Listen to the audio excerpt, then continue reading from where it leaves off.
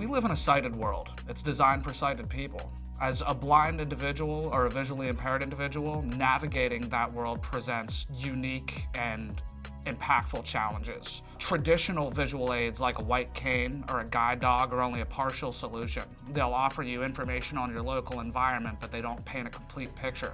What we're looking to do is to fill in the gaps. So my passion for this work is rooted in assistive technology and how it can help people.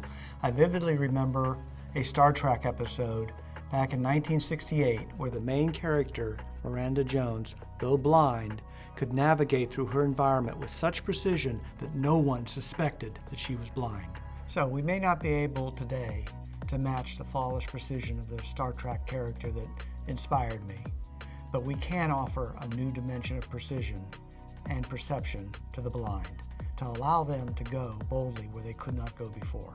Our solution is different because it extends that perception beyond what you can sense in your immediate surroundings and along paths like a guide dog would guide you.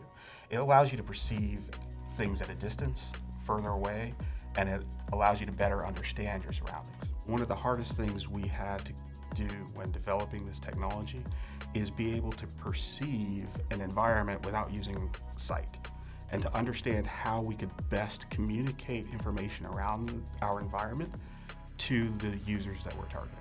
We use spatial sensors to map the surroundings of the user. Then we distill that down into the most essential information needed to navigate correctly in that area and provide that as feedback to the user in multiple point haptic actuators that stimulate the skin and give the perception that you can feel the room.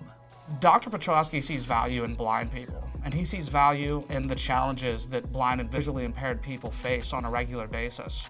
He believes in the technology solutions that he's offering, and he believes in the power of those technologies to really make an active difference in blind and visually impaired people's lives.